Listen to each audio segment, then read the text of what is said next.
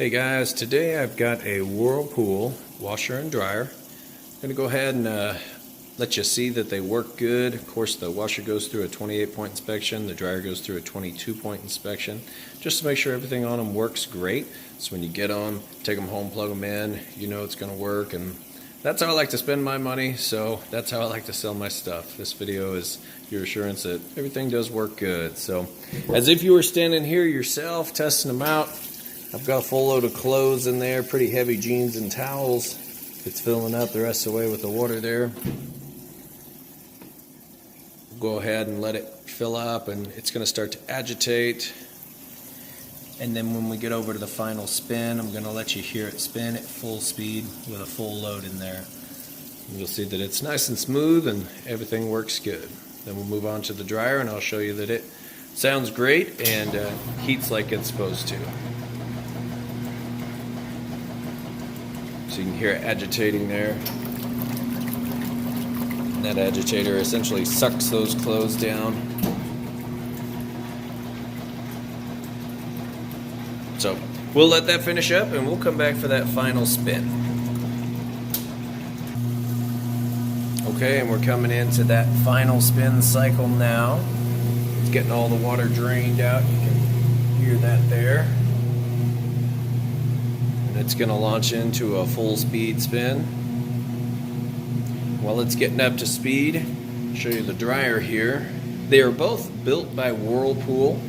You'll see Roper is just a surname for the Whirlpool Corporation. That depends on where you buy it from. So if you get it from Lowe's, you'll maybe get a Roper. If you get it from Home Depot, you might get a Inglius.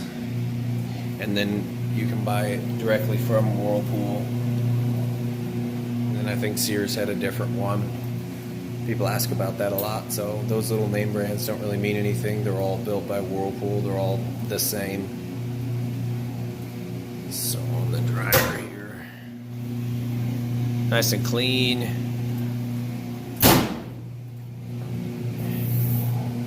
And this one, let's see if we're up to speed here yet. I don't think so. It's still working on draining out the last little bit of that water. So we'll go ahead and kick that up on high heat, automatic dry. And then I've got my little temperature gun here. Whatever we shoot that red light on, it's going to give you the surface temperature. So out here in the garage, it's pretty cold. We'll let that run for just a sec.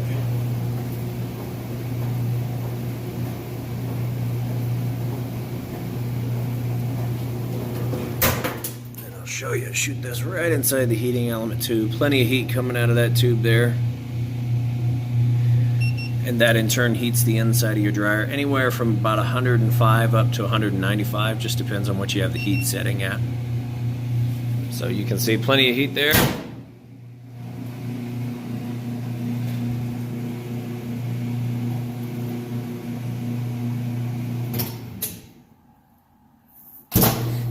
That's still working on draining out the water.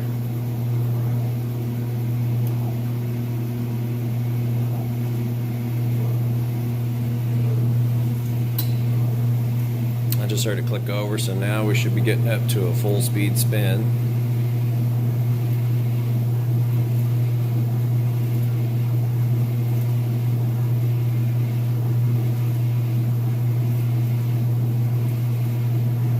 And it should be just about full speed there.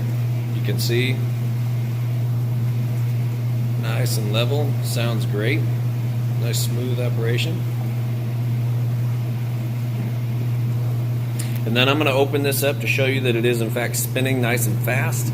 It's not recommended to ever open this during the spin cycle. It's got a lid switch, so it'll shut the machine down for safety, but just for testing purposes, I'll go ahead and show you. Close it back down, it starts back up. So I'm going to give that just a few minutes to finish up, and we'll move the clothes over to the dryer and let you listen to it. Okay, so we've got the washer cleaned out. See, it's nice and clean. Excellent shape there. Come over here and got that loaded up in the dryer. Now the washer is super capacity and the dryer is extra large capacity, but as you can see, it was a pretty good sized load in the washer.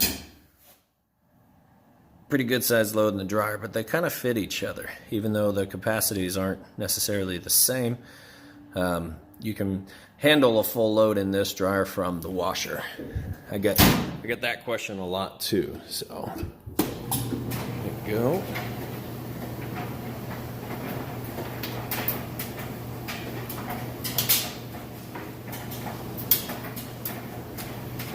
And it sounds great. Nice smooth operation. So that's going to be it for these guys. Go ahead and get them listed up for sale. I do appreciate you taking the time to watch this video, and if you have any questions, please reach out. Thanks.